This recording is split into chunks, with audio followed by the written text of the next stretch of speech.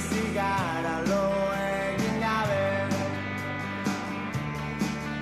Basamortu eta lugorri errenak, zeharkatu aztenak, aurkituz erantzun zaiena.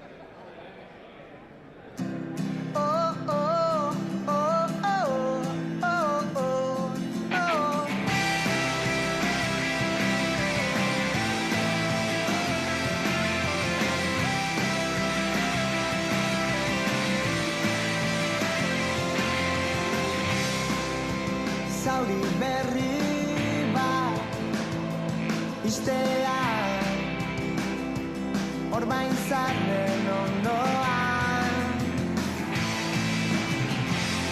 Baina non zaude orain,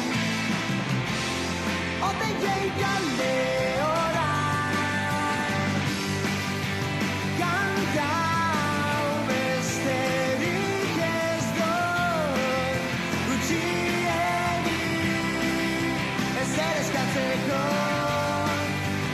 Orain arte engainatu zaitut, gehiegi daukat estaltzeko.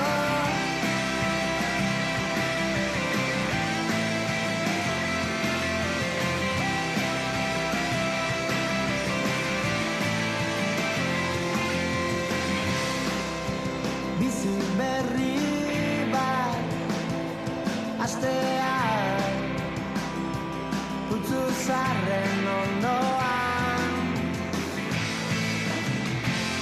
Baina non zaude orain, odeiei galde orain.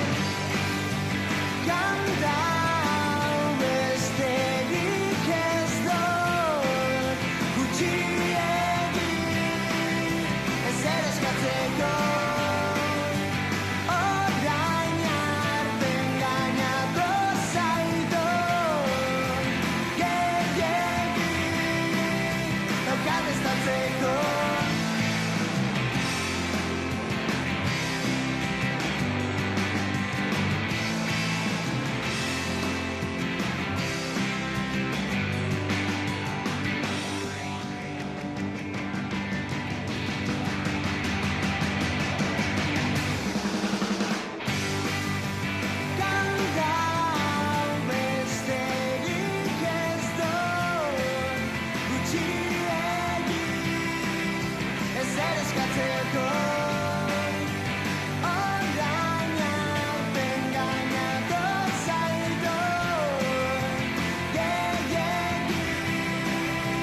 Dekadestatzeko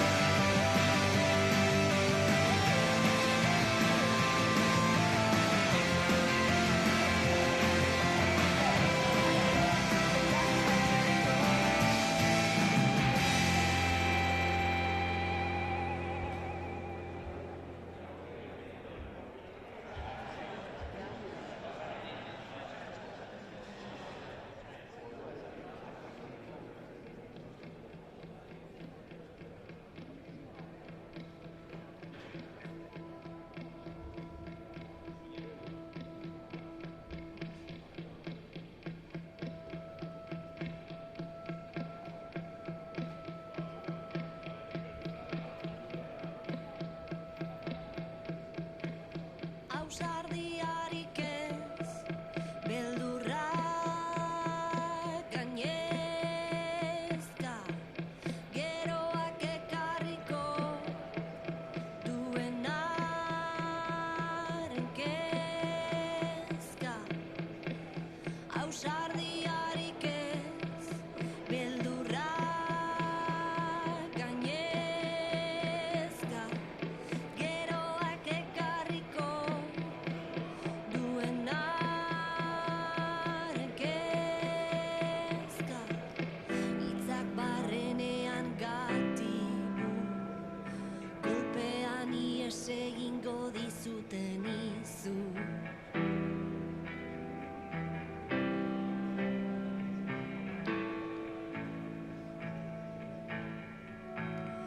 Inertziak idazaitzan utzi du.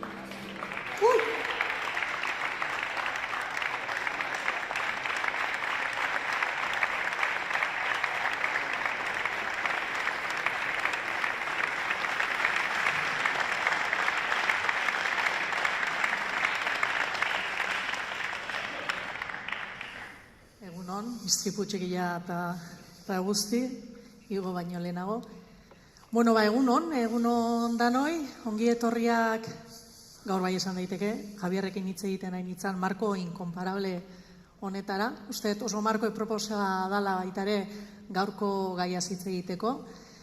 Eta poza handia ematen du, gelau hainbeste jendez bete ikusita, etxe bizitzaz hitz egiteko, etxe bizitzaren bueltan dugun arazoaz hitz egiteko, baina batez ere, etxe bizitzaren arazoak izan ditzaken konponbideaz, edo gutxienez auzi hau konponbidean jartzeko hitz egiteko hemen biltzeko aukera honengatik, ez? Nik uste dut oso parada polita dela. Aste honek nahiko evidentzian utzi du, esango nuke gai honetaz hitz egitea oso deseroso dela, batzuntzako.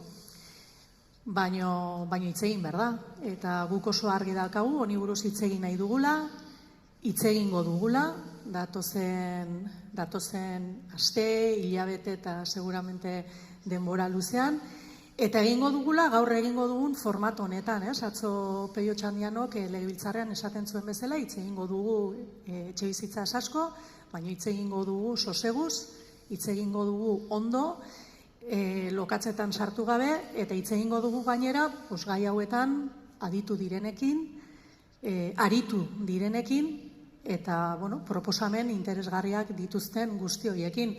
Ze asarraldiak asarraldi dira, batzuk asarretu daitezke, nahiaina, baino evidentzia badago, eta da, etxe bizitzaren auzia, etxe bizitzaren inguruan duguna dela arazo oso potolo bat. Dimensio handi bat hartu duena, larrialdi dimensioa hartu duena, eta hori, esango nuke inkontestablea dela, ez? Niretzako beti da referentzia bat Unai Fernandez de Betoño, hortxe dakat aurrean, uste dut Euskal Herrian oso jende gutxik badaude beste batzu, zer Ricardo ere hor ikusten dut, eta badaude beste kide batzu, baina niretzako beti da referentzia bat Unai, eta uste dut berak oso ondo deskribitu duela etxe bizitzaren bueltan dugun arazoa, eta identifikatzen du edo erabiltzen du korapiloaren metafora, eta esaten du, etxe bizitzaren inguruan, korapiloa handi bat dugula gizarte bezala, Eta gerota herritar gehiago, korapilo horren bueltan katramilatuak daudela. Eta uste dut hori ere evidentea dela, ez? Etxebizitzaren prezioak disparatuak daude, jendeak gerota diru gehiago bideratu behar du etxebizitza gastuak ordaintzera. Belaunaldi oso bat dugu, gazten belaunaldi oso batek blokeatua dauka emantzipaziorako gaitasuna, eta herri honetako gazteak dira azkenak Europan emantzipatzen. Esango nuke hori dela lehen mailako auzi politiko handi bat. Eta gainera, Caritas bezalako erakundegia esaten digute, etxebizitza dela desberdintasun sozialen epizentroa. Beraz, nik uste badugula motiboa hitz egiteko, gai honi buruz eztabaidatzeko eta batez ere proposamenak mahai gainean jartzeko, eta hori da, aste honetan aurkeztu dugun planaren asmoetako bat, ez? Aste honetan saiatu bera aurkezten Euskal Herria Bilduk urte luzetako ibilbide horretatik eta etxebizitza gaian izan duen egin dituen saiakera horien ondorioz josi dugun plan bat.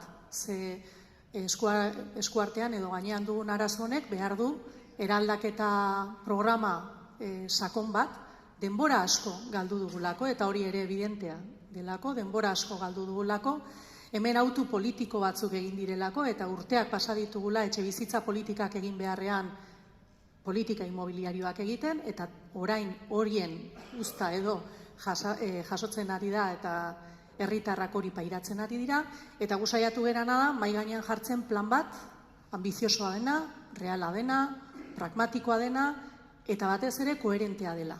Eta horretatik abiatuta, horren bueltan hitz egiteko asmoa dugu.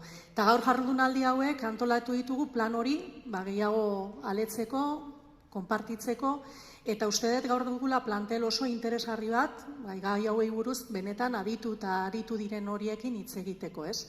Spoiler txiki bat egingo dez, ikusi dut Twitterren baten bat badagola, pentsatzen edo iragartzen gaur errezeta magiko bat emango dugula. Ez? Ez da errezeta magikorik egongo.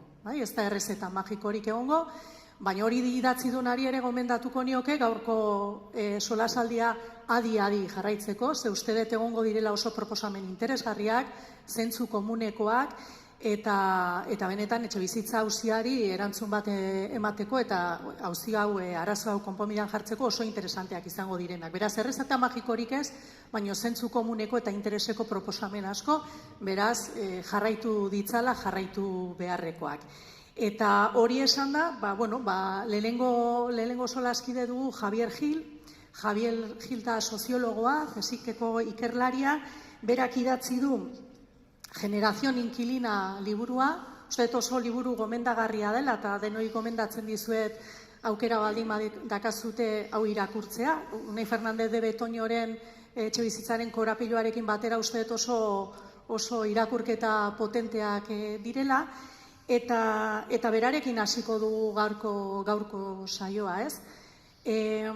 Nik uste dut auzi bati, arazo bati konponbidea bilatzeko egin behar dugun lehenengo ariketa dela nolabait ulertzea nola iritsi garen honaino, ez? Ze gertatu da denbora guzti honetan, orain dugun tamainako arazo ekitzeko, ez? Eta larrialdi egoera batera iristeko, ez? Egia da, etxe bizitzareko sarbidea beti izan dela arazo bat, herritarrek beti izan dituztela arazoak etxe bizitzarako sarbidean, baina badago nolabait esan daiteke inflexio puntu bat 2008ko krisiaren ondoren, ez? Eta, orain bai aterako dut txuleta, ez? Baina zerako perspektibatik, Euskal Herriko perspektibatik, ikusi daiteke nola 2008ko krisi horren ondoren pasatzen geran adibidez urtean 15.000 etxe bizitza eraikitzetik, urtean 5.000 etxe bizitza eraikitzera. Ikusten dugu nola baita ere nola etxe bizitzaren sektorea asko desinflatzen den garai horretan, eta pasatzen geran 20.000 langile izatetik, 20.000 langile kaleratuak izaten dira garai horretan, eta gure barne produktu gordinaren 7,6 izatetik pasatzen da 5,3 izatera, ez? Gero, krisiak eztanda egiten duenean, etxe bizitzaren prezioak beraka egin etzezan, diru publiko asko inbertitu zen, eta mekanismo finantziero batzuk ere aktibatzen dira, kanpoko inbertsioa erakarri ahal izateko, ez?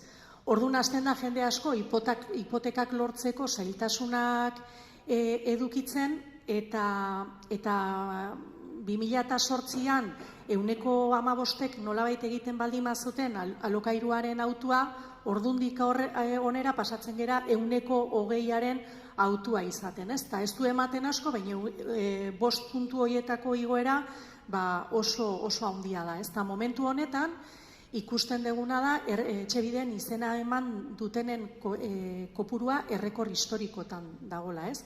Baina batez ere ikusi dugu baita ere nola eman den evoluzio bat, ze 2010ko datuei erreparatzen badiogu, Etxebiden izena imana zuten horien kopuruan, ikusten zana zan, erdiak eskatzen zuela etxe bizitzaren salmenta eta beste erdiak eskatzen zuela alokairua, ez? Orain hori inbertitu egin da eta gehienek eskatzen dute alokairuzko etxe bizitza bat, eta hori segura asko da, ikusten dutelako etxe bizitza erosteko aukera ezinezkoa dela. Eta esan bezala errekorretan gaude, uste aste honetako datua zala, orain arte 85.000 pertsona zeudela esaten zan Etxebiden, uste aste honetan 110ko zifra ere eman dela, beraz, rekor historikotan gaude, eta horri erantzuteko 28.000 etxe bizitza daude, ez? Orduan, hori dena ikusita, Javier, horri gehitu diezaiogun, hemen jende donostiara asko dago, etxe bizitzaren prezioa, hortaz ez dugu hitz egin behar, ze badakizue prezioak daudela, erabat disparatuta erokeria da, ez? Bereziki hemen erokeri bada. Baina, Javier, hori dana ikusita, zuk asko ikertu dezu etxe bizitzaren krisia, 2008tik aurrera gertatutako guztia, nola interpretatzen dezu? Nola iritsi gera honaino?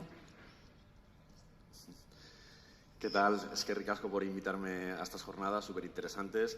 La política de vivienda cada vez es más central en la agenda de todos los partidos, de todos los gobiernos. Hay gobiernos que por no ser suficientemente valiente caen, hay otros que con políticas de vivienda que no favorecen a las mayorías sociales llegan al poder. Lo estamos viendo a nivel internacional, por eso es súper importante que partidos como vosotras tengáis programas muy definidos y sobre todo ir viendo las posibilidades de hacerlos realidad y impulsarlos. Para esta primera pregunta sobre el diagnóstico de cómo hemos llegado aquí, pues señalar eso, que hay un antes y un después, que es 2008. Lo que vemos de 2008 en adelante es que cada vez que hay muchísimo dinero a nivel internacional que no se puede invertir de manera rentable en la economía y que se desplaza masivamente hacia la vivienda en alquiler. Y eso pasa en el Estado español, pasa en Europa, pasa en Estados Unidos, etcétera. Pero no lo hace de manera automática, sino que es a través de la intervención política. Estados, bancos centrales, Unión Europea, etcétera. Y esto es importante porque muchas veces nos dicen que no se puede regular el mercado de otra forma, que hay cuestiones técnicas que lo hacen imposible, y dices, no, técnicamente es posible. Esto depende de decisiones políticas. Y este tipo de intervención política lo que vemos que para las mayorías, como bien señalabas, es no poder llegar a fin de mes, empobrecimiento, precariedad. Eso está generando muchos intereses y muchos beneficios a unas minorías muy concretas. Hace 2 semanas, en Madrid, el fondo Blackstone, el mayor propietario de vivienda del Estado español, vendió las viviendas que compró a Ana Botella. En el 2013 las compró por 68.000 euros. Las ha vendido por 300.000. Casi por 5. ¿A quiénes os han actualizado el salario en 13 años esa cantidad? ¿No? Ahora multiplica eso por miles de viviendas. ¿Vale? El fundador y presidente de Blackstone es el principal donante de la campaña de Donald Trump y uno de sus principales asesores. El dinero con el que Blackstone invierte vivienda aquí en Euskal Herria, en el Estado español, es dinero de los grandes fondos de pensiones internacionales, de las grandes aseguradoras internacionales, de dinero de fondos soberanos y del petróleo y del mundo árabe que se están invirtiendo aquí buscando una rentabilidad que no encuentran en otros mercados. Entonces, esto no es una excepción, esto es un modelo que está generando muchos beneficios y que lo podemos cambiar con otro tipo de política. En el caso español, en concreto, lo que vimos es que después del 2008, básicamente había una gran crisis que iba a arrollar la economía española, pero también el mercado financiero europeo, el euro, y por eso hubo una fuerte intervención política llevada a cabo por el gobierno de Mariano Rajoy con su mayoría absoluta respaldada por la Comisión Europea y financiada por el Banco Central Europeo. Muy brevemente voy a repasar todas estas políticas que se llevaron a cabo en un año, porque cuando nos dicen no se puede regular el mercado inmobiliario, lo vas a destrozar, dices no, el mercado inmobiliario ya está regulado y lo que necesitamos es regularlo con la valentía y la fuerza que lo hizo Mariano Rajoy, pero no para favorecer a los fondos de inversión, sino para favorecer a las mayorías sociales. En un solo año, lo que pasó en el Estado español fue rescate de instituciones financieras, creación de la Sareb, el banco malo, financiado por el Banco Central Europeo, dinero que ahora es deuda pública. Reforma de las SOCIMIs, para que un fondo de inversión que invierte en vivienda aquí, en Euskal Herria, pague menos impuestos por comprar, vender o alquilar vivienda de lo que pagaríamos cualquier persona que estamos aquí. Reforma de la Ley de Arrendamientos Urbanos, que es la que nos da derechos a los inquilinos, para quitarnos derechos, para favorecer la entrada de los fondos en territorio español. Aprobar las Golden Visa, que es una política que, aunque haya oligarcas internacionales que nunca han puesto un pie aquí, si invertían más de medio millón de euros, le daban el permiso de residencia. Todo esto ha pasado en menos de un año. En aquel entonces había mucha movilización social. La PA llevó una ILP al Congreso apoyada por 1,5 millones de firmas para decir que cosas como la dación en pago, es decir, que si te desahuciaban no mantuvieras la deuda, y el PP la destrozó y la PA la tuvo que retirar. Todo esto pasó en 10 meses. Inmediatamente después salieron los gobiernos, también con mayoría absoluta, de Madrid, del PP, a nivel autonómico y municipal, y vendieron 5.000 viviendas públicas a dos de los grandes, Blackstone y Goldman Sachs. Entonces, claro, inmediatamente, ¿qué pasó? Que se puso una alfombra roja a los fondos de inversión, que vinieron y colonizaron este mercado inmobiliario. Entonces, ahí está las raíces de lo que vivimos ahora, porque dices, ¿cómo se puede transformar una crisis donde han desahuciado a casi medio millón de personas en 6 años en este nuevo ciclo de especulación? ¿Qué pasa de ahí en adelante? Hasta el 2013 había caído el mercado inmobiliario, las compraventas, el precio de la vivienda, y ahí se reactiva. Pero el mercado inmobiliario se reactiva y hay una diferencia respecto al ciclo anterior, que no es una demanda residencial, no es población trabajadora comprando una vivienda en la que vivir, es una demanda especulativa, son inversores. Y vemos que hasta entonces empieza a crecer la compraventa de viviendas sin hipotecas. ¿Quién podía comprar viviendas sin hipoteca en 2013, 2014, 2015, ¿no? Y eso es fundamental, porque lo que vemos es que de 2008 en adelante nace una generación inquilina, que es que la población que trabaja, que estudia, que se esfuerza, ya no va a poder comprar una vivienda con sus propios medios. Antes dabas unas cifras, si nos centramos en la población más joven, esta generación inquilina que nace en 2008 un 28% de los jóvenes en el Estado español vivían de alquiler. Hoy es un 60%. Pero estos jóvenes, cuando entran en la edad adulta, tampoco pueden escapar de vivir de alquiler. Solo quien recibe ayuda familiar. Entonces, claro, esto dispara aún más la desigualdad. Pero la generación inquilina no vive de alquiler porque quiera, sino porque está excluida de la propiedad. Pero no porque no haya casas, sino porque lo que vemos de 2008 a 2024 es que hay una fuerte concentración de las propiedades en pocas manos. Fondos de inversión, inmobiliarias, etcétera, pero también lo que normalmente se llama particulares, ¿no? La población que tiene una vivienda en la que vive, pero invierte en vivienda para poner en alquiler. Y la característica de esta población es que se trata de la población de mayor renta de este país, ¿vale? Si tú a esta población les quitas el ingreso que perciben por el alquiler de estas viviendas, en ciudades como esta, su renta sigue siendo más que el doble que la renta de los inquilinos. ¿Qué quiere decir esto? Que desde 2008 hasta ahora se está partiendo la sociedad de propietarios, que era un modelo sobre el que se sostenía el bienestar de nuestras ciudades. Y esto está disparando la desigualdad. Cada vez más población excluida de la propiedad inmobiliaria y cada vez menos población con una sola vivienda y unas minorías, que son las de mayor renta, que cada vez tienen más viviendas. Y esto no es una crisis de vivienda, es una crisis de desigualdad y de concentración de riqueza. Para dar unos datos, ¿qué ha pasado? Los efectos económicos de este proceso. En 2005, según el Banco de España, la riqueza que controlaba el 1% más rico del Estado español era igual que la que controlaba el 50% más pobre, que millones de personas. Eso ya nos habla de una sociedad muy desigual, ¿no? Desde entonces hasta ahora se ha multiplicado por 3. La crisis de vivienda es una crisis de desigualdad, de concentración de riqueza, como está pasando en otros lugares, como señalan economistas, como el economista francés experto en desigualdad, Thomas Piketty.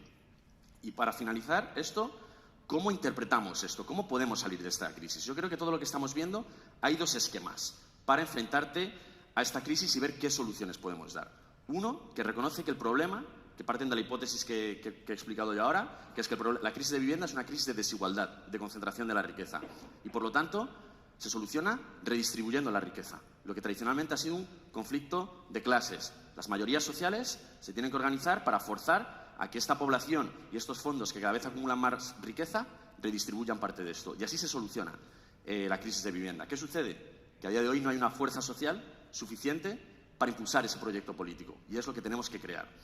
Pero hay otro marco que está disputando este otro, que es el que dice que la crisis de vivienda no es una crisis de concentración de riqueza y desigualdad, que dice que la crisis de vivienda es culpa de los migrantes, que han llegado muchos migrantes en los últimos años, o lo que escuchamos mucho ahora, que la crisis de vivienda, que el problema de los jóvenes que no pueden acceder a una vivienda en propiedad es de los jubilados, que sus pensiones han revalorizado, actualizado más, que ellos sí que tienen una vivienda en propiedad. Y vemos que estos discursos, que representan el auge de las extremas derechas en el Estado español, pero también en otros países en Europa, Estados Unidos, lo que buscan no es articular conflicto de clases de carácter redistributivo, igualitarios, sino lo que buscan es generar enfrentamientos civiles, guerras entre pobres. Población vasca española contra migrantes, jóvenes contra jubilados, pero sin tocar la estructura de desigualdad. Entonces yo creo que estos marcos, estas dos bases, es un poco lo que nos jugamos. Y como la crisis de vivienda es una crisis política, que en el fondo, por cómo se resuelva, va a estar definiendo las sociedades que nazcan de esta crisis en la que nos encontramos ahora mismo.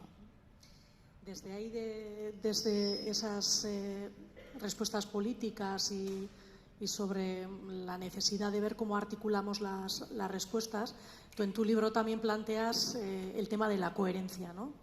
Niri liburutik oso interesgarria iruditu zaiten parte bada, auzi politikoa den auzi honi, batzuetan ematen du, etxebizitzaren inguruan dugun arazoa fenomeno atmosferiko bat izango balitz bezala planteatzen zaigula, no? Ematen du, hola gertatu dela, hola direla gauzak, eta horrela direla kontuak, baina ez dela egon erabaki politikorik honen atzean. Eta irtenbideak bilatzeko horretan, zuk zure liburuan koherentziaren beharra, programa koherenteak artikulatzearen beharraz hitz egiten duzu, eta horrek berriz ere, eraman ninduen hori irakurri nuenean, Unai Fernandez de Betoñok berriz ere planteatzen duen beste idea batera etxebizitza politikei dagokionean, dena eta ez dena etxebizitzari dagokionean. Eta uste dut, guk ere hemen, ez dakit ez, lehen bistadizo batean ikusten degula krisi honi erantzuteko edo ez erantzuteko erabili diren mekanismoak edo erantzunak inkoherentziaz beteta egon direla, ez? Eta egun hauetan, bulegora juten naizenean, egunero pasatzen naiz hemengo partzela berri batetik, denen ahotan dabil orain Donostian, deitzen da infernua deitzen da partzela, eta promotorak, etxebizitza mordoxka bat egin nahi dira, eta promotorak deitu dio zeruenea. Ez promotora hori. Hitzein dezakegu beste batean, gure herrian ere, dena eta ez dena disimulatzeko edo aldatzeko, edo pertzepzioak aldatzeko egiten diren saiakeretaz ze hori oso politikoa da. Ze izen hori daka, han bi baserri zeudelako, edo bi ohiru ez da ondo gogoratzen infernu deitzen zirenak, eta zen mania dagon, ez? Hola deitzen dana, herriarena den hori, izenaz aldatu behar izatea, hori beste eztabaida baterako, baina oso politikoa eruditzen zaitez. Baina infernuan kokatzen den eta zeruenea jarri zaion promozio horretan, etxe bizitza batek lehenengo solairuan 600.000 euro balio ditu. Eta han, naiz eta adostasun politiko nahiko zabala dago, etxe bizitza babestuak egiteko, impulso handitzeko, hemen planteatzen dena da, hemengo alkateak planteatzen duena da, etxe bizitza tasatuak egin behar direla, zera egiteko, klase ertainei eta gaztei aukerak emateko. Etxe bizitza tasatu batek Donostian balio du 350.000, 400.000 euro inguru. Horrek suposatzen du, 80.000 euroko sarrera bat, ez dakit ze gaztek Donostian hemen badia gazte batzuk, baten batek igual baldin badak altxadutu bezala besoa, zorionduko dugu, baina ez dakit ze gaztek izan dezake 80.000 euro horlako etxebizitza batean sartzeko, eta ze gaztek ematen dion gero buelta horlako hipoteka bati, ez?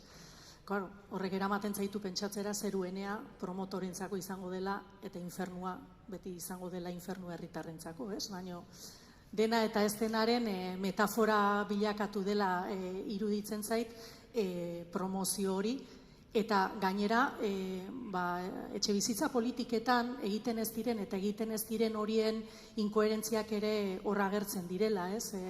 Hemen bi bazkide izan du dira urtetan eskala desberdinetako gobernuetan, Eusko Alderdi Jeltzalea eta Alderdi Sozialista, eta horre egin beharreko apustuaren inguruan ere sistamiskan ikusi ditugu, baina inkoherentzia horiek ikusten ditugu luzetik, ez?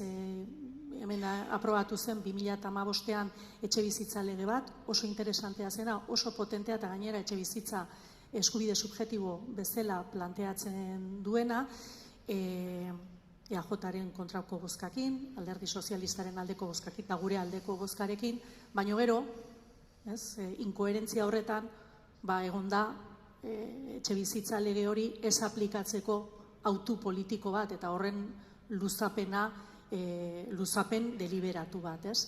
2023an ere aprobatu zen estatuan beste etxe bizitza lege interesante bat, hori ere aprobatzen du Alderdi Sozialistak, Euskal Herria Bilduk ere bai, EAJ kontra, eta hemen izan dugu eta daukagu sailburu bat etxe bizitza lege hori aplikatzeko reibindikazio egiten, eta horrek eskaintzen dituen mekanismoak nolabait goraipatzen, eta era berean Jaurlaritzak, EAJko aldeak rekurritua daka lege hori, ez?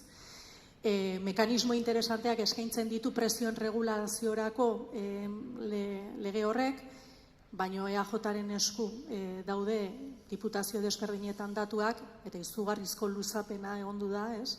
Asko tardatu dute indizen referentzia esartzeko, hain ezinbestekoak diren datu horiek ematen. Edo bagenun, adibidez, guk bagenun lurzoruaren erreserba, etxe bizitza babestuak egiteko, ez, tasa hori oso altua genuen ezarria, eta etxe bizitza babestu gehien behar ditugunean, hori murriztu egiten da azkeneko etxe bizitzari larrialdiari erantzun emateko urgentea den lege batekin, da pentsa ze urgentea zen, urtebete tardatu zutela iragarri zenetik aprobatu zen arte, ez? Etxe babestu gehien behar ditugunean, hoien kopurua murriztu egiten da, zergatik eta promotorek ez omen dutelako nahikoa irabazten, nahiz eta ez dakigun zenbat irabazten dugun, baino susmoa hartzen diogun, ez? Orduan, etengabean gaude kontraesan konstante horretan, ez? Nahiz eta etxe bizitza legeak planteatzen duen, ez? Diru publikoak ez duela jabetzara joan behar, hemen, badugu, babestu egiten dira edo eman egiten dira abalak etxe bizitza erosteko, ojo, hauneri dato oso potente iruditzen zait, 40 urte arteko gaztei. Eta igual hemen baten bat ilusionatu egiten da, 40 urtekin gazte izatearen idea horrekin, baina niretzako bada, nolabait evidentzia bat, 40 urtera arte luzatu berbaldin bada gaztaroa, hori politika publikoen porrotaren oso adierazle argia dela, ez? Beraz, bagaude, olako kontraesan konstantean, begiratzen diogun lekutik begiratuta, ez? Eta uste hori interesantea dela, Javier, nundik heldu behar diogu etxe bizitzaren auzi honi irtenbide horiek edo auzia era koherente batean, era zentzuzko batean, arrazoizko batean bideratu ahal izateko. Sí, justo yo cuando hablo de ese nuevo paradigma de vivienda es un poco poner sobre la mesa que esto no se soluciona con una medida o con dos, sino que necesitamos un plan integral, como hizo Rajoy, es tocar, intervenir desde muchos frentes para impulsar un nuevo paradigma de vivienda que se basa en democratizar el mercado inmobiliario. Pero eso, principal efecto, es que eso pasa porque se reduzca el beneficio de los especuladores, de los inversores, de los fondos. Por eso lo primero que vemos, y que lo habéis sufrido estas semanas cuando habéis lanzado este programa, esta última semana, o los municipios, me contabais ahora, donde se han declarado mercados tensionados, ¿no? Y yo hablo de ello en el capítulo, hay un capítulo del libro que es eso, que es guerra cultural en torno a la vivienda y las políticas de vivienda. Cada vez que propones algo, cualquier medida, sea lo que sea, que va a reducir el beneficio del sector financiero, va a haber una ofensiva contra esa medida. Hace un mes y medio el Consejo de Ministros aprobó una prórroga de los contratos de alquiler. Una cosa que si tenemos en cuenta que en la mitad de Europa los contratos son indefinidos, que no te pueden echar una vez que alquilas una vivienda. En Alemania, la primera economía de Europa, cuando tú alquilas una casa y cumples el contrato no te pueden echar, al menos que la persona la necesite para sí o para sus hijos, ¿no? Y aquí apruebas una prórroga de 2 años y a la semana siguiente La Vanguardia en portada, la prórroga de alquileres hace que se detenga la inversión inmobiliaria o que los inversores se vayan o algo así, da igual, siempre oímos lo mismo. Entonces, siempre va a haber esa ofensiva. cada vez que intentes regular para democratizar el mercado inmobiliario. Que por otro lado es positivo, es decir, el objetivo de un nuevo paradigma de vivienda es expulsar a estos especuladores. Fondos como Blackstone, como Cerberus, que les llamamos fondos buitre, es precisamente porque no aportan nada a la sociedad, todo lo contrario. Pero estos fondos no entran en Viena y entran en algunos lugares como Dinamarca. ¿Y qué hizo Dinamarca? Aprobar una ley anti-Blackstone para que no pudieran entrar, para que se tuvieran que ir. Y eso es lo que necesitamos. Y hay que generar narrativas y horizontes que pase porque se vayan del país. Y eso es ir cercándoles, como hizo Dinamarca recientemente. Hay mercados en los que no entra y mercados en los que cuando entra se les expulsa. Aquí no, aquí siguen teniendo una alfombra roja. Entonces, bueno, siempre hay que detectar, por un lado, estas guerras culturales que va a haber siempre que intentes impulsar otro modelo. En segundo lugar, también, claro, cuando hablamos de estas medidas, ¿qué medidas ponemos sobre la mesa? Claro, ¿qué medidas forman este nuevo paradigma de vivienda? Por un lado, yo creo que la base es la función residencial de la vivienda, proteger la función residencial de la vivienda, su función social. Por supuesto, que no se puedan convertir en pisos turísticos, en alquileres de temporada, en vivienda vacía. Una tercera parte de la vivienda vacía de toda Europa está en el Estado español. Y nos dicen, ¿está donde nadie quiere vivir? Bueno, 1 millón de estas viviendas están donde está el 40% de la población que vive en el Estado español. Entonces, claro, dices, vamos a empezar movilizando ese millón de viviendas vacías, ¿no? Francia, en el 98, aprobó una ley contra la vivienda vacía que era bastante dura y funcionó tan bien que la endurecieron para que la gente no pueda tener vivienda vacía. Y luego dices, claro, estas 2 millones de viviendas que están en zonas donde nadie quiere vivir. Lo que no puede pasar es que hay población en este país, municipios que están perdiendo población y que no te puedas ir a vivir allí porque hay una desconexión entre los precios de la vivienda en estos lugares y la economía de ese lugar. Entonces, si tú quieres impulsar el desarrollo económico y social en determinadas zonas, eso pasa porque la vivienda valga lo que vale en un sitio que cada vez hay menos actividad económica y social. Entonces, necesitamos un plan público a través de impuestos y programas también de rehabilitación y de gestión pública de las viviendas para movilizar esas 3 millones de viviendas vacías. Control de los alquileres por ley. No basta con reducir, con poner límites. Hay que bajar los precios por ley. Esto es una medida que siempre se echan la mano a la cabeza a los liberales, ¿no? Pero es que Nueva York, la mitad de las viviendas están controladas por ley, la mitad de los alquileres. San Francisco, Los Ángeles, Francia, Manuel Macron aprobó una política de control de precios. Alemania están controlados. En Suecia, el precio lo fija una negociación entre el sindicato de inquilinas de allí, que tiene muchísima fuerza, y la patronal inmobiliaria, no los fija el mercado. La oferta de viviendas en Suecia tampoco. Tú no puedes llegar allí, ver un anuncio en Idealista y decir, tengo 5.000 euros, me lo alquilo. No. Hay un sistema que se parece mucho más a la sanidad de aquí que a lo que sería el Idealista, ¿no? Entonces dices, si todo esto está funcionando en Europa, ¿por qué no se puede importar aquí, ¿no? Pues precisamente por esto que hablábamos. Limitar la compra no residencial. Si hemos detectado que lo que está impulsando los precios es la compra no residencial de vivienda, pues hay que acabar con esa compra no residencial. Países Bajos ya ha aprobado una ley que prohíbe que compres vivienda si no vas a residir durante 4 años en esa vivienda. Canadá también, Nueva Zelanda también. ¿Por qué no podemos hacerlo aquí? Y por último, una medida que a mí me parece súper importante, porque hay que regular todos estos ámbitos, pero aquí lo importante es que el Estado dé un paso al frente. Y esto yo creo que es una pregunta que es central y que también yo creo que tenemos que reflexionar todas y todos sobre esto, es si cuando hablamos de regular el mercado de la vivienda lo que buscamos es complementar el mercado o suavizarlo, o de verdad queremos democratizarlo y cambiarlo, ¿vale? Yo lo que hablo es que directamente hay que acabar con la función que cumple la vivienda en esta sociedad como negocio, como activo financiero, y tenemos que impulsar un modelo que la proteja como se hace con la sanidad o la educación. Y para eso pasa porque el Estado dé un paso al frente. En el libro hablo con algo que también habéis lanzado vosotras, que es la creación de un fondo de inversión público que haga lo que hace un fondo de inversión privado, pero en vez de especular, vaya generando patrimonio para ampliar este parque de vivienda.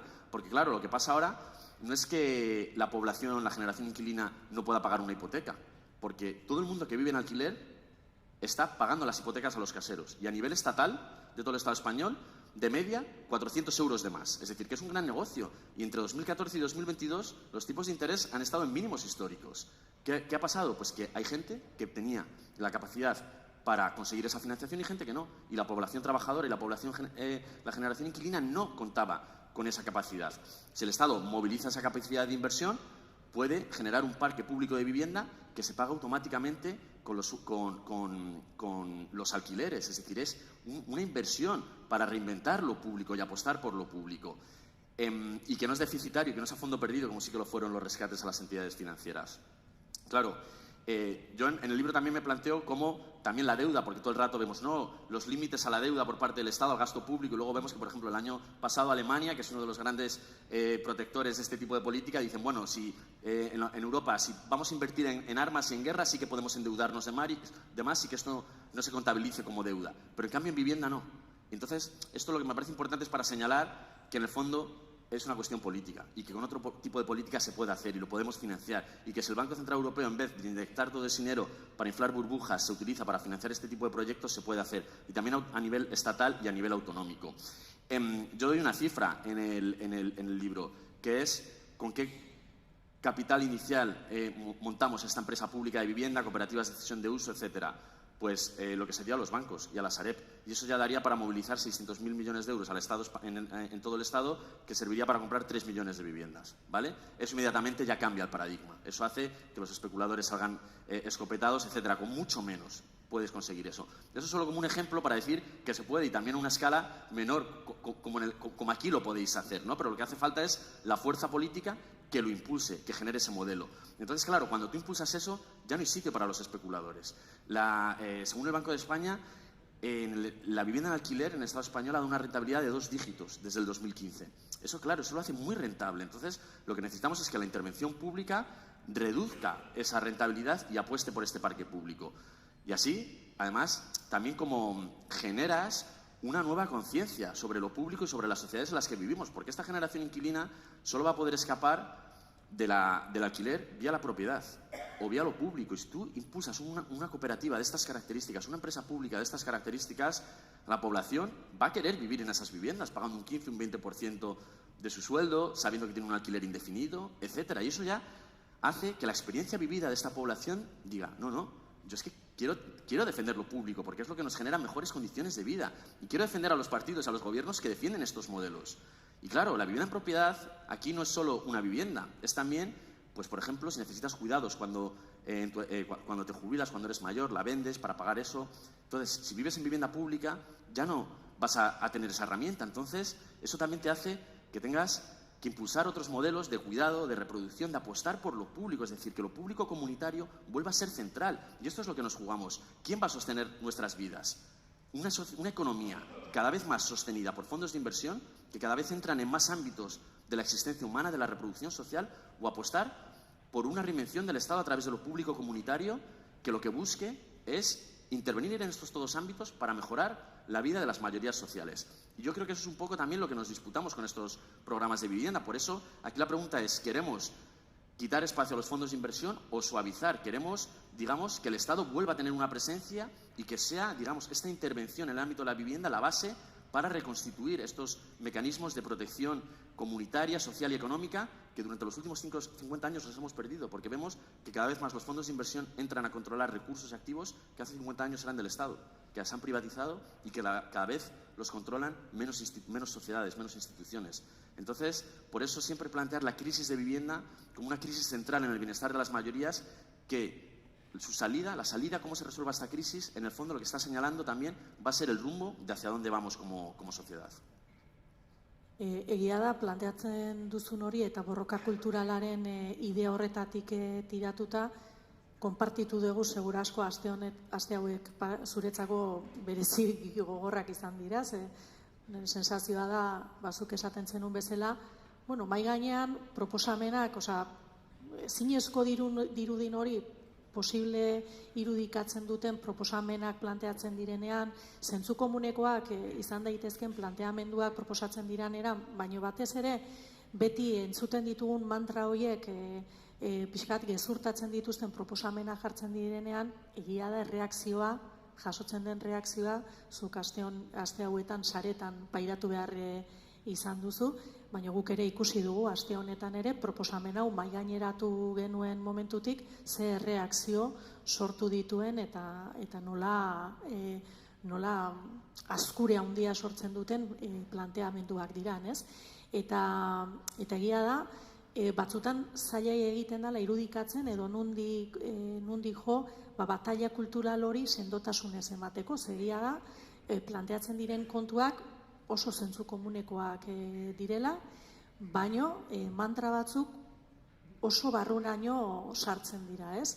jabetzaren kulturaren bereziki uste hemen herri honetan oso barneratua dugu, baina entzuten ditugu etengabeko mantrak, eta horiek desmontatzen saiakerak egiteko ere, alegina handia egin behar da. Ikusten dugu mantra bat, nola etengabe, eta zuk ere aipatzen duzu, tarteka nola esaten zaigu.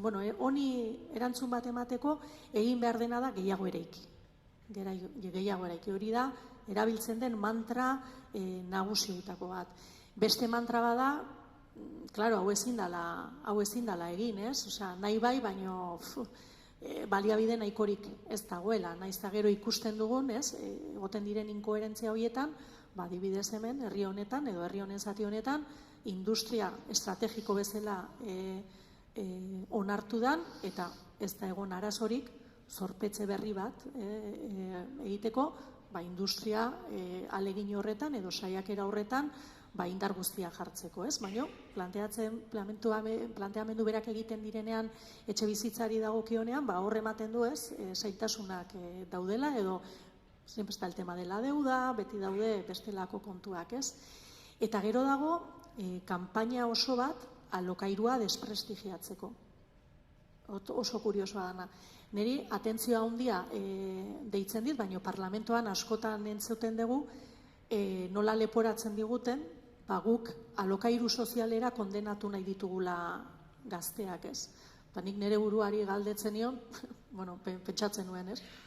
Ni 30 urtetara kondenatua nago nire hipotekarekin, eta inork ez du ezer esaten zentzu horretan, ez? Orduan, nola eragiten diogu? Nola egiten dugu borroka kultural hori? Nola batzen dugu borroka kultural horretan?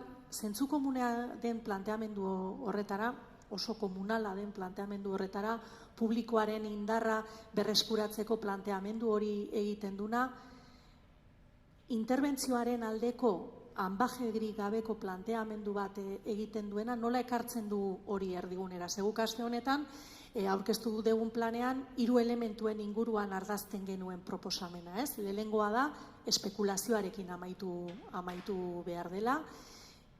Azkenean ikusten dugulako etxe bizitza eskubide bat baino, babesleku finantziero edo espekulatibo bat bilakatu dela askotan, eta horrez, beti dago interbentzioa plateatzen den bakoitzeko, badago erreakzio, ez?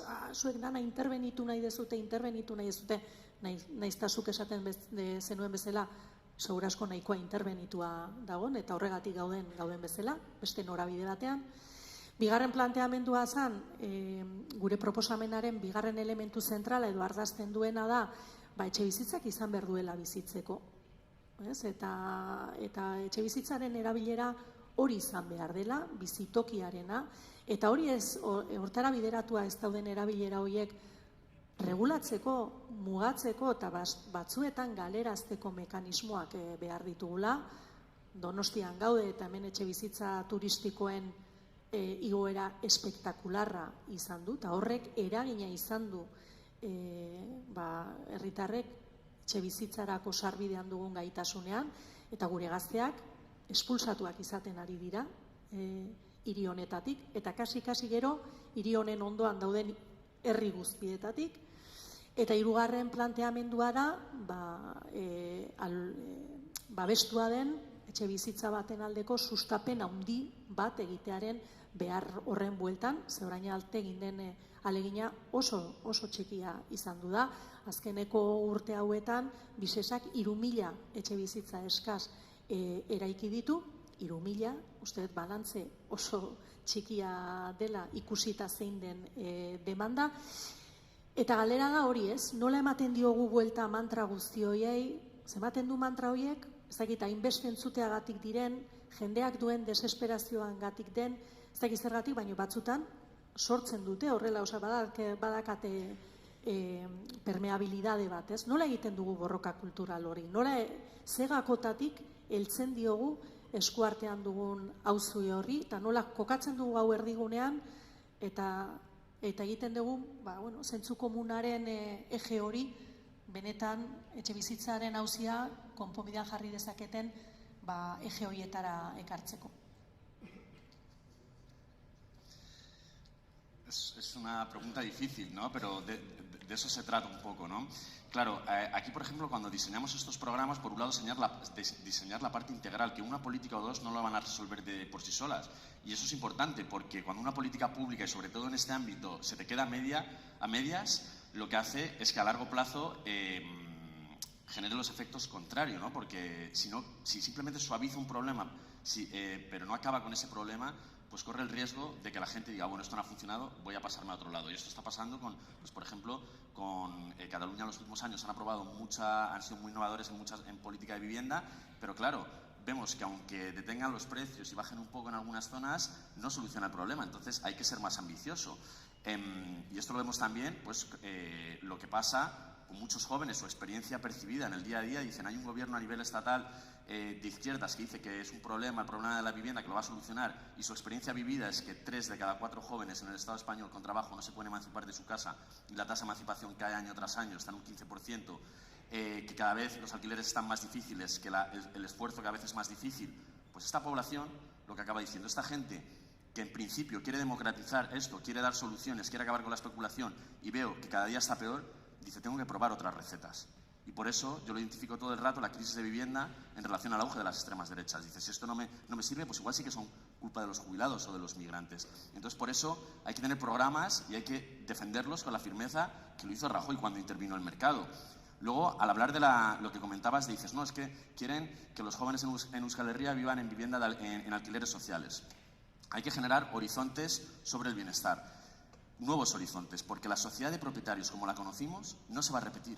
Se intentó expandir al máximo y eso generó una gran burbuja en España, Irlanda, Estados Unidos, y arrasó nuestras sociedades y puso en desequilibrio a la economía mundial. No se va a poder repetir, y eso es lo que ya está apostando la extrema derecha. Carlos Queiroz, de Vox, la solución es bajar los impuestos a la primera vivienda. ¿Para qué? Para que la población de mayor renta pueda escapar de la generación inquilina, pero no lo va a solucionar. Entonces, desde posturas que defienden salidas igualitarias, democráticas y justas, tenemos que generar esos horizontes, esos horizontes integrales, ¿no? Y un elemento central pasa precisamente por criticar esto de lo que os acusan, es que la vivienda pública no sea solo para población vulnerable o población empobrecida. Yo estudié en una universidad pública en Madrid y estoy orgulloso. Y a mí, si me pasa algo mañana cuando vuelva a Madrid, a mí me van a atender en un hospital público. Yo quiero poder vivir en una vivienda pública, donde tenga un contrato indefinido, donde dedique un 20, un 25% de mi salario al pago de esa vivienda, donde no tenga miedo de si me va a echar mi casero o no cada 5 años y me voy a tener que mudar y voy a tener que cambiar a mi hija de colegio, etcétera, etcétera. Entonces hay que generar esos imaginarios, porque luego la gente cuando los vive, cuando tú consigues impulsar esos programas públicos de vivienda, luego la gente los va a defender. Tú vas a Suecia, en Suecia, por ejemplo, allí cuando alguien firma un contrato de alquiler, lo primero que hace es afiliarse al sindicato de inquilinos, porque sabe que entonces es intocable, porque esa experiencia la viven, ¿no?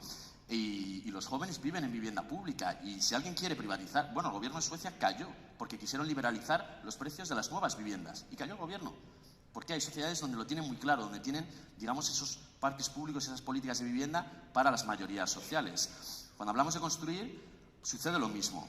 Claro, dicen, esto lo va a bajar el precio construyendo vivienda nueva. Y tú ves que la vivienda nueva vale 600.000 euros. ¿Pero cómo eso va a costar? El otro día, mirando datos para un debate que tenía en Madrid, dije, vale, el barrio más pobre de Madrid, el distrito más pobre, Villaverde, una habitación, 400.000 euros. 2 habitaciones, 430.000 euros. 3 habitaciones, 450.000 euros. ¿Esta es la vivienda que va a bajar el precio de la vivienda? Obviamente no.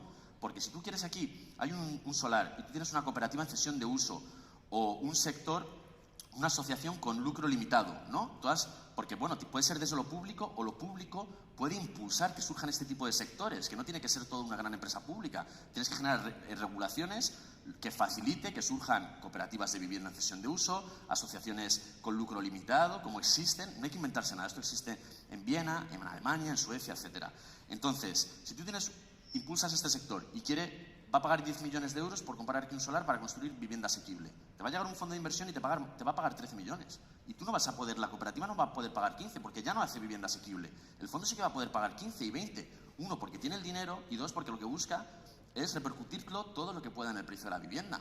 Entonces, claro, cuando hablamos de construir, no vale con construir. Si construye el mercado, si construyen los especuladores, el precio de la vivienda no va a bajar. Va a seguir siendo un gran negocio. Entonces, por eso es muy importante esa intervención del Estado para impulsar estos programas de construcción pública y de vivienda para las mayorías, no solo para la población más empobrecida. Y una vez más, creo que aquí la clave es ¿Qué se busca cuando me dices, cómo podemos hacer para que estos programas funcionen, para dar la batalla cultural, para que la gente lo entienda, los defienda? Que por otro lado, algo que yo dedico mucho tiempo a analizar en mi libro, a través de experiencias concretas y luego analizando muchas encuestas, es que el sentido común está cambiando. Que antes era un sentido común propietario, que en el Estado español la idea de ser clase media y de prosperidad era comprarte una casa que se va a pagar sola porque va a subir y acceder a una segunda hipoteca para la segunda casa a la playa, en el pueblo, etc. Y este modelo se está rompiendo y vemos que en las encuestas la gente dice, basta ya. Yo no quiero que me sigas diciendo que mi casa va a costar 300 o 400.000 euros. ¿Qué más me da si tengo a mi hija y a mi hijo que no puede emanciparse? O a mi sobrino o a mi nieto, o lo veo, ¿no? Porque cuando en las encuestas se ve que la población detecta que el principal problema es el de la vivienda, eso te está diciendo que gente que no tiene problemas de vivienda, porque la tienen pagada, te están diciendo que es el primer problema. Y eso es súper potente en términos de cambio social, porque gente que no tiene problemas materiales no está buscando su beneficio individual, sino está diciendo, basta ya, hay que acabar con esto que están sufriendo esta generación inquilina y que cada vez es peor. Entonces, eso, digamos, que de alguna manera agrieta un poco los sistemas ideológicos de esta sociedad de propietarios, ¿no? Y de la economía. Entonces, claro, hay posibilidades para impulsar esos cambios. Entonces, cuando impulsamos estos programas de vivienda integrales, como el que lancéis ahora, como el nuevo paradigma de vivienda, etcétera, aquí yo creo que la clave es eso, es ese carácter de decir, no es simplemente parchar esto, no es simplemente reducir los efectos negativos, queremos cambiar el modelo. Queremos cambiar el modelo para hacerlo más justo, más igualitario y más democrático. Hay que democratizar el sistema inmobiliario. Y yo creo que esa tiene que ser la clave a la hora de impulsar estos programas de vivienda. Y se habla mucho siempre también del ejemplo de Viena, ¿no? Aquí es uno, yo creo que de los ejemplos que se suelen poner encima de la mesa, pero es verdad que Viena tiene un recorrido larguísimo de casi 100 años, pero el otro día estábamos comentando esta cuestión y veíamos que, bueno, que efectivamente puedes tener una cultura de políticas de vivienda de 100 años, pero que las decisiones que cambiaron realmente las políticas de vivienda o que cambiaron la situación en Viena se tomaron en 15 años. O sea, ez da inbeste urte luzetako kultura bate ondu zen Vienan, beti jartzen da Viena adibide bezala, baina hartutako erabakiak determinanteak izan ziren erabaki horiek 15 urteko edo 10 urteko epean hartu ziren, ez? Gakoetara ja bukatzen joan behar dugulako, gakoetara joan da identifikatu beharko bagenitu hiru idea, adibidez, zeintzuk izango liratezke, gakoak diren hiru idea horiek etxebizitzaren auziari erantzuteko. Hola, titular moduan nahi badezu, Javier. A modo de titular, es difícil. Pues sí, mirar las que hizo Viena, que es proteger la función social y residencial, ¿vale? Y eso significa reducir los beneficios, etcétera. Y dos, impulsar ese sector de la construcción, y no solo la construcción, también del control de la vivienda, que no esté sujeto a los imperativos del mercado. Es decir, que siempre sea una función social, porque en estos modelos no es solo construir vivienda pública. Cuando decía lo de mandar un mensaje, ¿qué quiero? ¿Democratizarlo o acompañar o simplemente suavizar un mercado dominado por especuladores? Pues no es lo mismo construir vivienda pública que construir vivienda pública e intervenir en operaciones especulativas. El derecho de compra preferente que tiene la administración, por ejemplo, eso es clave. Entonces, todas estas cosas son las que hizo Viena. Entonces, en el fondo es eso, es proteger la función residencial de la vivienda. Y eso significa desplegar muchas políticas para llevarlos a cabo, pero lo que vemos es que se puede hacer y lo que hace falta es voluntad política y una fuerza social que pueda defender ese programa político. Uste bukatu egin behar dugula, ez da? Oso interesgarria izan du da, eskerrik asko Javier zure interbentzioagatik. Eta zentzu honetan, Javierrek botatako idea horietatik abiatuta, orain Peio Txandionok aurkeztuko digu gure proposamenaren nondik norakoa, idea horrekin, zuk aipatzen zenun idea horrekin, hau determinazio politikoz eta proposamen konkretuekin konponbidean jarri ahal izateko etxebizitzaren auzia. Eskatuko dizuet momentutxo bat itxoiteaz, atrila eta jarri behar dira, eta berehala entzungo dugu gure proposamenaren elementu zentrala Peio Txandianoren ahotik. Eskerrik asko, Javier, uste jarraituko dugula kaso egiten.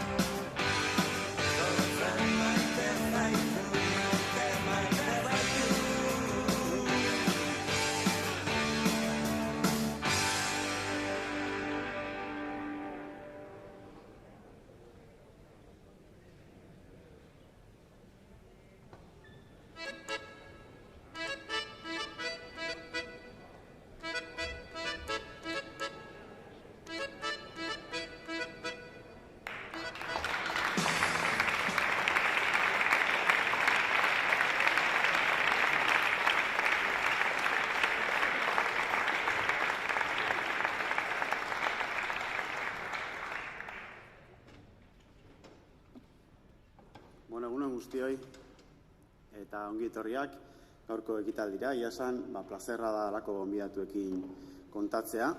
Noiz eta momentu honetan gizartearen eta gure herrikideen arazo sozial larriena den horri buruz ari garenean, ez? Hori etxebizitza da.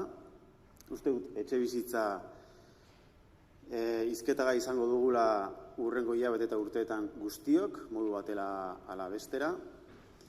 Eta, EH Bilduk erabaki du, aspaldi erabaki zuen, baina berriki, dakizuenez, aste honetan, erabaki dugu, urrats bat ematea aurrera, eta proposamenak eskaintzea, iniziatiba hartzea.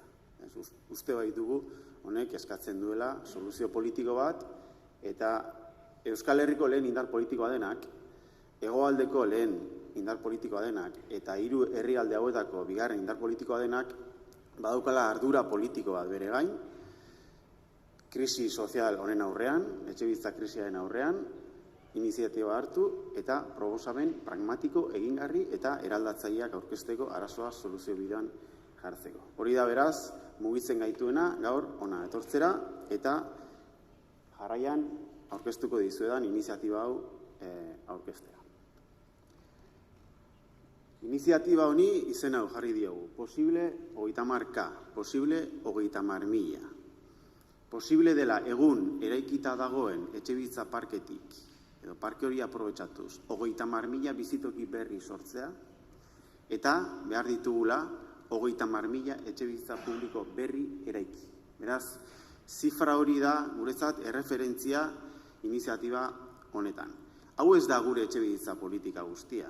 Gure etxebizitza politika integrala astelenean aurkeztu genuen, eta behin baino gehiagotan esan denez, hau arazo konplexua da, ertz asko dituen arazoa da, eta honek erraminta kutxa bat eskatzen du, nahi badugu benetan, etxebizitzaren korapiloa askatu, nahi esaten duen bezala, 10 urteko epean.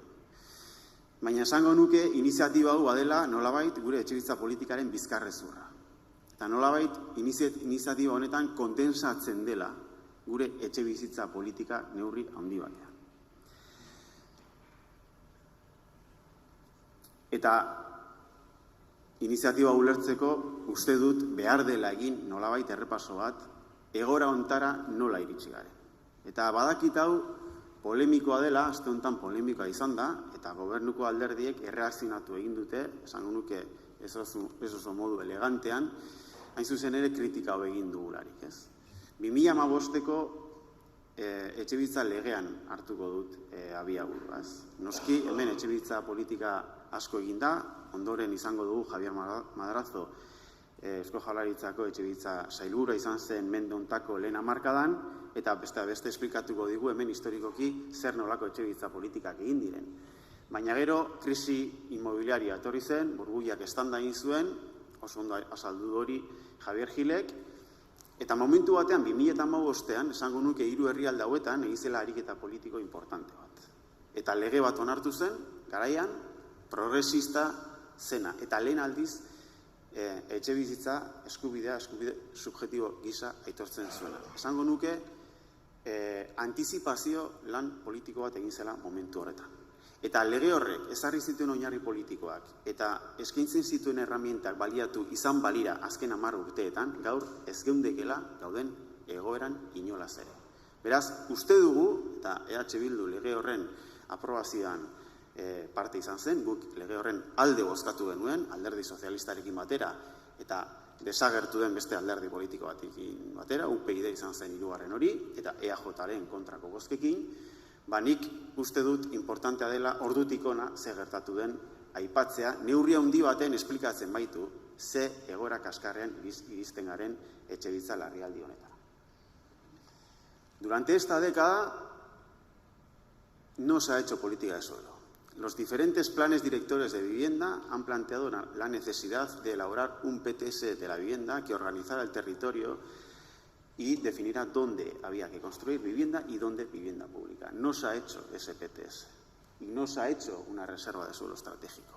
Ahora, el consejero de Vivienda interpela a los ayuntamientos para que cedan suelo, pero esa política de suelo hay que hacerla con tiempo y hay que hacerla de forma ordenada. La ordenación del territorio es importante a la hora de plantear desarrollos urbanísticos. No se ha hecho política de suelo en los últimos 10 años. No se ha hecho ningún tipo de intervención de los alquileres. Es verdad que no teníamos competencias. Cataluña tampoco las tenía y lo hizo.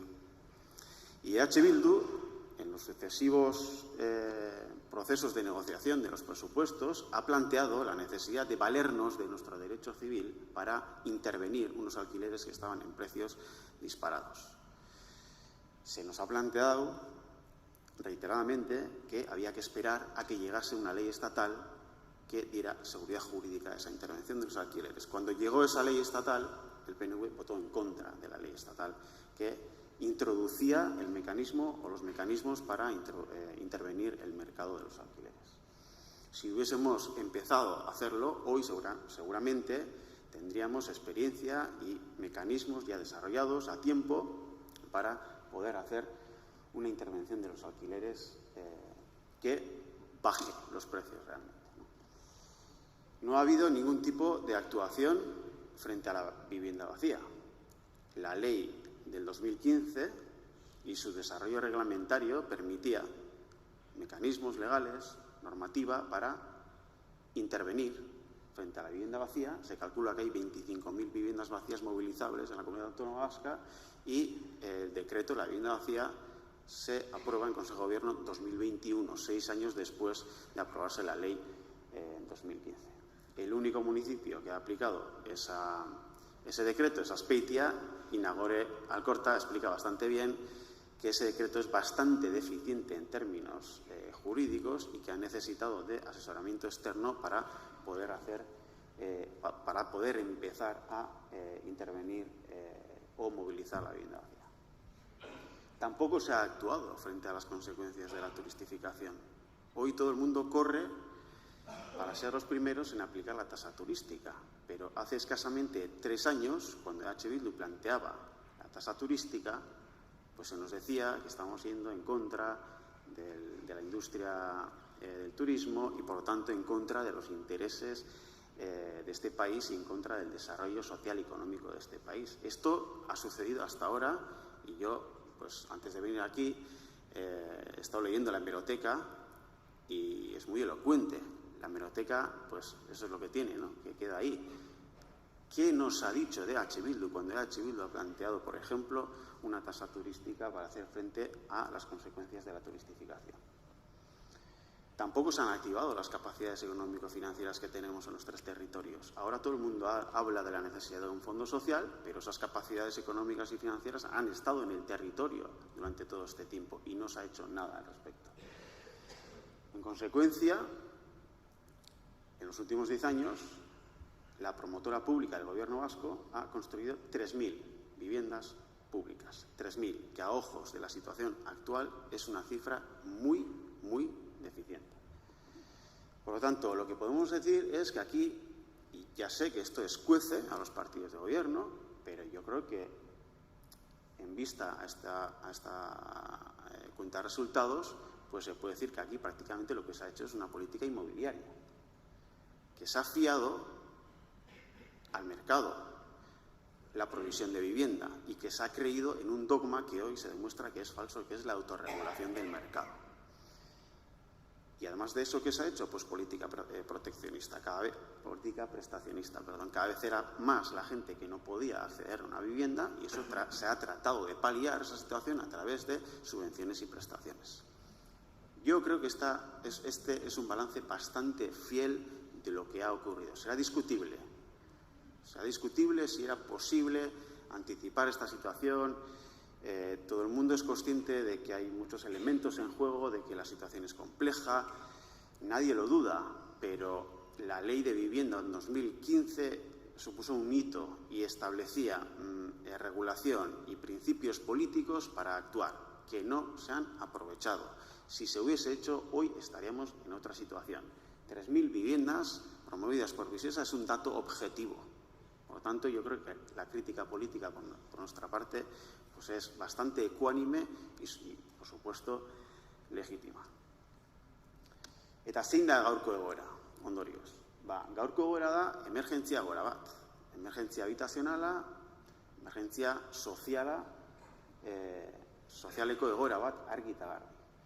Esan bezala, prestazioetara eta diru laguntzetara bideratzen den inbertsio publikoa hazten ari da modu esponentzial batean. Gaztelagun, emantzipa, etxebizitza komplementoa, bestelako diru laguntzak, dedukzio formetan, bestelako motako diru laguntzen kopurua hazten ari da modu izugarria, modu esponentzialean. Eta aldi berean, geroz eta gehiago da, merkatu librean etxebizitza bat eskuratu ezin eta etxebidera jotzen duen jentea. Gaur egun, 110.000 personatik gora daude izena emanda etxebiden. Gehiengoak alokairu bat eskatzen du, Javierrek esan duen bezala, ondorio batera iritsi delako. Berak ezingo duela etxebizitza bat eskuratu jabetzan bere bizitzan eta beraz alokairu dela bere alternatiba bakarra. Beraz, hemen zerbaitek utxe egiten du. Hau da, geroz eta diru publiko gehiago inbertitzen badu etxebizitza politikan, prestazioen bidez eta diru laguntzen bidez, eta geroz eta jende gehiago baldin badago merkatuan ezin duen etxebizitza bat eskuratu eta beraz, babes eske datorrena etxebidera, argi eta garbi, etxebizitza politika honek ez du funtzionatzen eta gainera insosteniblea da. Bai sozialki eta bai kontu publikoen ikuspegitik, Eta kontu publikoen sostenibilidadearen ikuspegitik. Dakizuenez, prezioa daude maksimo historikoetan eta goraka ari dira urtero. Eta badago, hemen errealitate bat bereziki azpimarra jarri nahi dugu errealitate hortan. Eta hori gazteen errealitatea da. Aurtengo, edo iazko, gazte emantzipazioaren informeak Eusko Jaurlaritzarenak adierazten du egoera dramatiko bat. Gazteek alokairu bat ordaindu edo hipoteka baten kuota ordaindu ahal izateko, beraien soldata 100% handitu beharko lukete, benetan ordainduko luketen hori onargarria izan da. Beraz horrek adierazten du egoera bat ondorio askotarikoa dauzkana. Tartean, badaukagula, Europako emantzipazio adinik altuenetako bat, Europako emantzipazio adinaren batazbestekotik oso gora. Eta dakigunez, eskaria izugarri handia da, eta ez dagoen eskariari aurre egiteko eskaintzari. Beraz, gure ustez, etxebizitza politika hau ez da sosteniblea, eta gainera, huts egin duen etxebizitza politika bada nabarra. Zein da behar dugun inflexio puntua, beraz, egoera honi aurre egiteko? Nereak esan duen bezala, gure ustez, 3 ardatz dauzka etxebizitza politika eraldatzaile. Lehena da, espekulazioari frenoa jarri behar zaiola. Hau ez du konponduko eskariaren eta eskaintzaren legeak. Ezin dugu pentsatu merkatuak konponduko duenik hau. Erori eginda merkatuaren autoerregulazioaren mitoa. Gero ere, segurazki, mai inguruan batuko den bezala, etxebizitza bihurtzen ari delako ondasun bat, espekulazioa sustatzen ari dena, eta beraz, ondasun refugio bat, espekuladoreak erabiltzen ari direnak, ez, aktibo finantziero bada. Eta etxebizitza aktibo finantziero espekulatibo bat den bitartean, ez da inoiz eskubide bat izango gizarteko sektore zabalentzat. Beraz, espekulazioari ateak itxi behar zaizkio edo espekulazioa frenatu egin behar da. Bigarren, etxebizitzaren funtzio soziala lehenetsi egin behar da. Eskaria hain handia bada eta eskaintza falta baldin bada, eskaria betetzeko edo eskaintza areagotzeko modurik azkarrena, hain zuzen ere da, utzi dauden etxebizitza mobilizatzea eta turismora adibidez bideratzen diren etxebizitzak bizitoki izan daitezen egitea. Hori bada, egin daiteken zerbait eta gainera bere aloko efektu bat izan dezakeen zerbait edo modu azkarrean egin daiteken zerbait. Beraz, lehen etxi behar da etxebizitzaren funtzio soziala. Bizitokia izan behar da, etxebizitza beste ezer baino lehen. Eta hirugarren, behar dugu osatu etxebizitza parke publiko zabal bat. Ahalik eta etxebizitza parke publiko handiena. Eta hortarako, ereduak, esan den bezala, badauzkagu Europako iparraldean. Eta askotan esan dugu, eta gaur ere esango dugu, Viena badela erreferentzia bat zentzu hortan. Orduan eta etxebizitza publiko gehiago, orduan eta parke zabalagoa, orduan eta gaitasun gehiago, merkatua estabilizatzeko eta prezioak jeisteko. Eta beraz, etxebizitza parke publiko bat da infrastruktura, azpiegitura sozial estrategiko bat herri honentzat. Eta izaera hori izan beharko luke. Azpiegitura gisa ulertzen ditugu karreterak, azpiegitura gisa ulertzen ditugu trenbideak, azpiegitura gisa ulertu behar dugu etxebizitza parke publiko bat. Eta hori bada paradigma aldaketa bat. Hori bada beste eredu bat. Eta hain zuzen ere paradigma hontan funtzionatzen duten herrialdeak badaude Europan zehar. Beraz, hauxe da planteamentua funtsean, nolabait gure iniziatibari izena ematen diona. Posible da, egun eraikita dagoen etxebizitza parketik 30.000 etxebizitza edo bizitoki berri sortzea.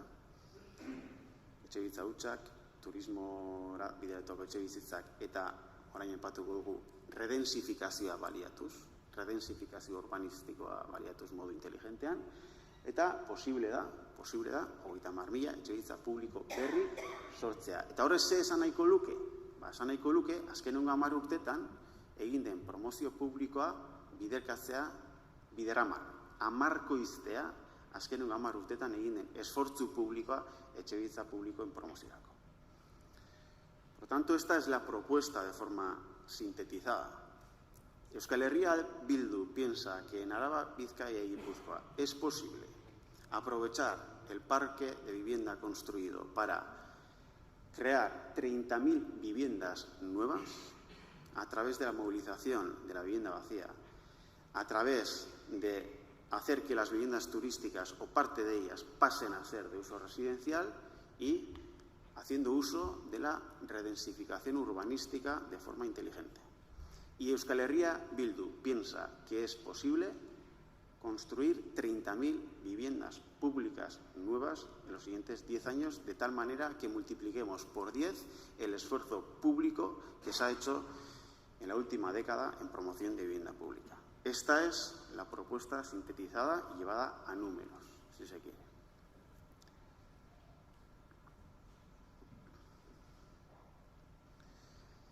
Eta beraz, honek eskatzen du antolatzea, demanda hori nola osatuko litzateken.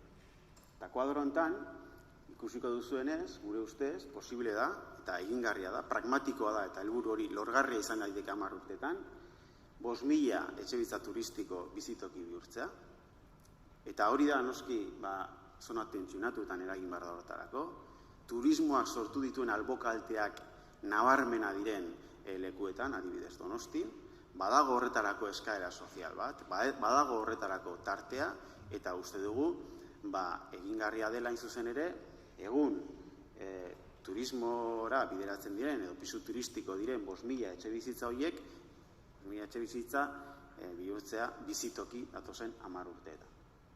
Esan bezala, 25.000 etxebizitza huts daude, mobilizagarriak direnak, hori da estimazio ofiziala, eta uste dugu, 25.000 horietatik 15.000 mobilizatu daitezkela, merkaturatu daitezkela, eta bizitoki bihurtu daitezkela datozen 10 urtetan. Horretarako araubidea badago. Eta guk demostratu dugu funtzionatzen duela. Eta behin aplikatu dugu Azpeitian. Eta bidea urratu dugu. Hortik atzetik behar da konsensu politika handi bat, araubide hori eskutan, egin dezagun hori leku guztietan. Ez da erreza, behar da segurtasun juridikoa, baina zaila da bidea irekitzea. Bidea irekirik dago.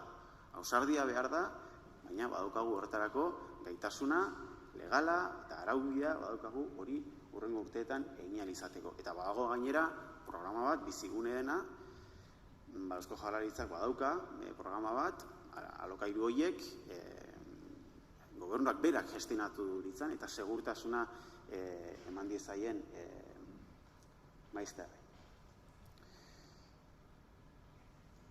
Regenerazio urbanistikoaren bidez eta redensifikazioaren bidez, hiriguneak barrurantz hasiz eta ahalik eta lurzoru gutxi okupatuz, uste dugu posible diela 10.000 bizitoki berri sortzea, hurrengo 10 urteetan.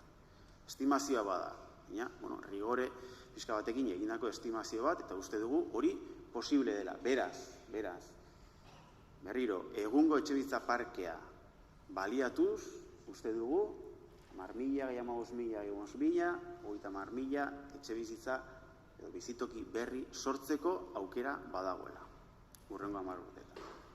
Eta ondoren egin behar da eraiki. Bai, eraiki ere egin behar da. Alik eta gutxien, alik eta lurzoru gutxien okupatuz, edo lurzoru hori alik eta modu eraginkorrenean okupatuz, eta zainduz baita ere, besteak beste, dakigunez, krisi ekosozial baten bizi garela, eta beraz hemen eraikuntza ezin daitekeela edozein modutan planteatu hurrengo urteetan. Baina uste dugu, 30.000 etxebizitza berri beharko direla, hurrengo urteetan Araba, Bizkaian eta Gipuzkoan, dagoen eskariari aurre egiteko, etxebizitza horiek publikoak izan behar direla. Bizesa da, dakizuenez, Eusko Jaurlaritzaren promotore publikoa, Bizesa kokatu beharko genuke bere margen, goiko margenetan. Eta historikoki egin duen, intentsitate altuenean kokatu, edo nahi bada hortik pixka gora, eta hurrengo 10 urteetan 10.000 etxebizitza publiko eraiki beharko lituzke Bisesak alokairu sozialen. Hori da, gure ustez, Bisesak egungo promotora publikoak egin beharko lukena. Eta ondoren, beharko lirateke beste 20.000 etxebizitza publiko. Eta hori egiteko behar da entidade berri bat sortu. Entidade publiko sozial berri bat sortu, eta beraz, egun daukagun ekosistema publiko instituzionalean, aktore berri bat sartu jokoan. Eta horri, izena jarri diogu, entitate horri, etxebizitza eskuragarria sustatzeko erakundea litzateke entitate berri hori. Ardura hartuko lukeena, 20.000 etxebizitza publiko berri merkaturatzeko hurrengo 10 urteetan. Beraz, 10.000, gehi 20.000, 30.000 etxebizitza publiko berri, tipologia desberdinetakoak datozen 10 urteetan. Zer da entitate berri hau?